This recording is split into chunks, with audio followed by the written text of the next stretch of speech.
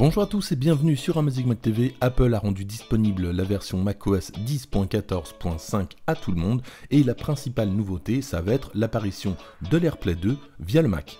On va donc pouvoir partager depuis un Mac des vidéos, de la musique, des photos et tout ça sur un téléviseur connecté compatible AirPlay 2 et ça tombe bien, Samsung a annoncé de nouveaux téléviseurs compatibles, ça y est, ça commence, notamment la gamme 2019.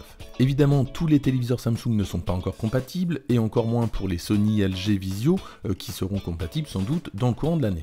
Autre nouveauté, elle concerne Apple News, donc complètement inutile en France, tout simplement la possibilité de suivre un magazine depuis la vue de navigation de l'application Apple News, mais qui n'existe pas sur macOS, en France en tout cas on ne peut pas l'exploiter.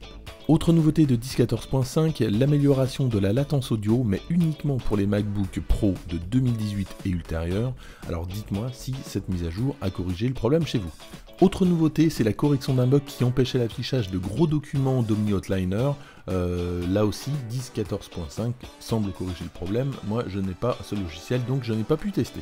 Autre nouveauté un petit peu plus intéressante, la désactivation automatique des périphériques Bluetooth non sécurisés. Alors ça c'est pas mal, on sait qu'il y a pas mal de problèmes de sécurité avec certains périphériques Bluetooth qui sont mal sécurisés et du coup certains utilisateurs préfèrent complètement désactiver le Bluetooth, donc là ça permet justement de pallier au risque et de rendre l'ordinateur un peu moins vulnérable. Et pour terminer, un problème qui empêchait de réinitialiser le mot de passe de session lorsqu'on avait utilisé une clé de récupération personnelle pour déverrouiller un volume Firewall. Donc là, ça concerne vraiment très peu de personnes, mais 10.14.5 corrige le problème. En conclusion, dans cette mise à jour, pas grand chose à part AirPlay 2 pour ceux qui ont la chance d'avoir un téléviseur connecté compatible AirPlay 2, et puis donc une amélioration de la sécurité au niveau des périphériques Bluetooth, sinon le reste c'est vraiment très anecdotique.